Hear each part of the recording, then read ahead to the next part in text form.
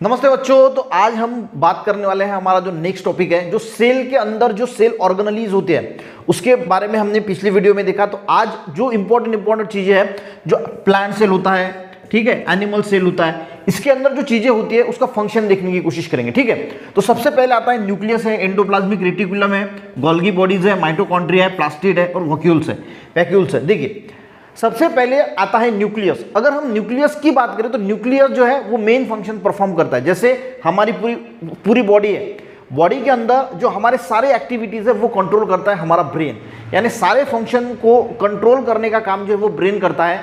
उसी प्रकार से जो सेल होता है, उस सेल के अंदर जो न्यूक्लियस होता है वो सारे इंपॉर्टेंट फंक्शन को कंट्रोल करता है। सबसे पहले आपको ये बात समझनी है। उसके बाद जो है वो एंडोप्लाज्मिक रेटिकुलम। अब एंडोप्लाज्मिक रेटिकुलम में भी दो टाइप्स होते हैं, रफ और स्मूथ। ठीक है, तो आपको ये जो टॉपिक्स है इसको डिटेल में अगर हो सके तो स्टडी कर लेना। मैं यहाँ पे आपको जितना बुक में दिया है उससे थोड़ा एक्सटेंड करके बताता हूँ। देखिए, एंडोप्लाज्मिक रेटिकुलम क्योंकि ये इंपॉर्टेंट है, आने वाले क्लासेस में आपको बहुत ज्यादा इसका इंपॉर्टेंस लगने वाला है। एंडोप्लाज्मिक रेटिकुलम का काम क्या होता है? जो राइबोसोम से प्रोटीन प्रोड्यूस होता है, देखिए राइबोसोम से जो प्रोटीन प्रोड्यूस होता है इसमें चेंजेस करना, जैसे जैसे चेंजेस करेगा, यानी चेंजेस किस हिसाब से करता है कि जिस हिसाब से उसको जरूरत होती है उस हिसाब से उस प्रोटीन में चेंजेस करता है और चेंजेस करके ये गोल्गी बॉडीज की तरफ भेज देता है। समझ में आ गया? यानी न्यूक्लियस ब्रेन का काम करता है, ऑल इंपॉर्टेंट फंक्शन जो है वो परफॉर्म करता है। वो डबल मेम्ब्रेन है, क्या है वो हम जब बुक पढ़ेंगे। इंपॉर्टेंट चीज क्या है वो देख लेना। ये मेन फंक्शन है, ब्रेन है, यानी मेन फंक्शन जो है वो न्यूक्लियस परफॉर्म करता है। एंडोप्लाज्मिक रेटिकुलम का काम क्या है? जो प्रोटीन बनाया है राइबोसोम ने उसमें चेंजेस करना, और इसको गोल्गी बॉडीज को ही गोल्गी कॉम्प्लेक्स बोला जाता है। ये क्या करता है? इस प्रोटीन का सेल के अंदर डिस्ट्रीब्यूशन करता है, सारे के डिस्ट्रीब्यूशन।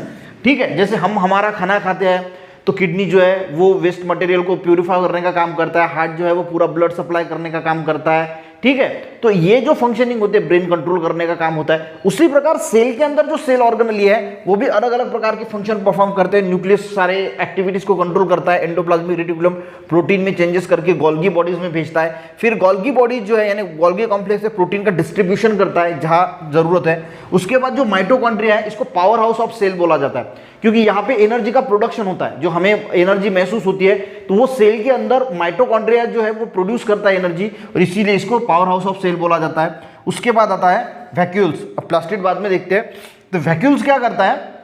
वैक्यूल्स का मेन फंक्शन होता है कि इस प्रोसेस में जितना भी वेस्ट मटेरियल प्रोड्यूस हुआ उसको सेल के बाहर निकालना, ये वैक्यूल्स का काम होता है। सिंपल है, ये आपको सबसे पहले ध्यान में रखना है कि हर एक का क्या फंक्शन है। न्यूक्लियस मेन पार्ट है, सारे को कंट्रोल करता है। एंडोप्लाज्मिक रेटिकुलम प्रोटीन में चेंजेस करता है, गोल्गी कॉम्प्लेक्स प्रोटीन का डिस्ट्रीब्यूशन करता है, mitochondria power house of cell है, वहां पे एनर्जी का प्रोडक्शन होता है, और वैक्यूल्स में वेस्ट मटेरियल जो है वो बाहर निकलता है। जो प्लास्टिड है वो दो प्रकार के होते हैं, एक क्रोमोप्लास्ट और एक लुकोप्लास्ट। क्रोमोप्लास्ट यानी कलर वाला और लुकोप्लास्ट यानी कलरलेस वाला प्लास्टिड। जो क्लोरोप्लास्ट प्लांट में पाया जाता है, क्लोरोप्लास्ट, तो फोटोसिंथेसिस के लिए जो इंपॉर्टेंट होता है तो वो यहाँ पे इस प्लास्टिड में ही आता है। ठीक है, तो आपको मेन समझ में आ गया कि nucleus, endoplasmic reticulum, Golgi bodies, mitochondria, vacuoles, इसके क्या फंक्शन है। अब बुक में पढ़ते हैं ताकि और डिटेल में हमें जो है वो पता लग सके। देखिए, nucleus is the most important organelle of cell. अब न्यूक्लियस क्या है बोलते हैं? मोस्ट इंपॉर्टेंट ऑर्गेनेली है सेल का। There is a porous double membrane, एक porous double membrane. Double membrane यानी इस न्यूक्लियस को ऐसी डबल मेम्ब्रेन होती है। ठीक है, double membrane around it. The nucleus control all function of cell. Nucleus क्या करता है? Nucleus control all the function of cell. तो सारे जो सेल के फंक्शन है वो कंट्रोल करता है, जैसे मैंने बताया। The endoplasmic reticulum is sprawling net like organelle. Net like यानी जो ऐसा स्प्रेलिंग यानी बड़ा, बहुत बड़ा, विशाल।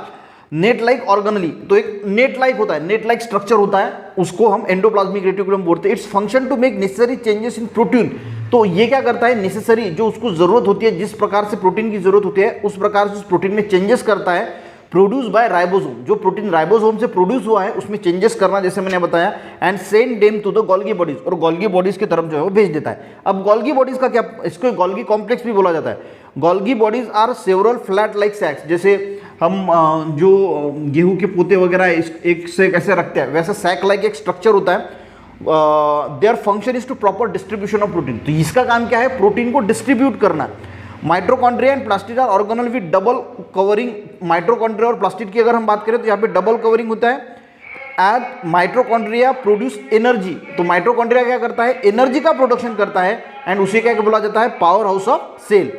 The chloroplast in plant cell carrying out, जैसे मैंने अब यहाँ पे प्लास्टिड के बारे में, हमने क्लोरोप्लास्ट के बारे में बताया, तो chloroplast in plant cell carry out the function of photosynthesis, तो वो फोटोसिंथेसिस के लिए इंपॉर्टेंट होता है। अब वैक्यूल्स का जैसे मैंने बताया, vacuoles help through out the waste produce of the cell, यानी सेल के अंदर जो वेस्ट मटेरियल प्रोड्यूस होता है उसको बाहर निकालने का। जैसे हमारा पेट साफ हो जाता है, तो हमारे पेट साफ होने के लिए हमारे इसमें सिस्टम है, ठीक है, तो हमारा पूरा जो वेस्ट मटेरियल वो उससे निकल जाता है, यूरिन से निकल जाता है। उसी प्रकार जो वैक्यूल्स है, इसकी मदद से जो है वो वेस्ट प्रोडक्ट जो है वो बाहर निकल जाता है। Vacuoles in animal cell are small, animal cell की अगर हम बात करें तो उसमें वैक्यूल छोटा होता है and there is a large one in plant cell में वैक्यूल जो है वो बड़ा होता है। तो ये गाइस बहुत इंपॉर्टेंट है, जो मैंने मेन चीजें बताई कि न्यूक्लियस मेन फंक्शन है, ब्रेन है, एंडोप्लाज्मिक रेटिकुलम प्रोटीन में चेंजेस करता है, गोल्गी बॉडीज प्रोटीन का डिस्ट्रीब्यूशन करता है, माइटोकॉन्ड्रिया पावर हाउस सेल है, वहाँ पे एनर्जी का प्रोडक्शन होता है, वैक्यूल वेस्ट मटेरियल बाहर निकलता है। इतना तो आपको याद आना ही चाहिए, ये आपको समझ में आना चाहिए। अच्छा लगा वीडियो, एक लाइक जरूर करना, अपने दोस्तों को भी शेयर करना, बच्चों चैनल पे नए जरूर सब्सक्राइब करना। मिलते हैं नेक्स्ट वीडियो में, तब तक के लिए जय हिंद।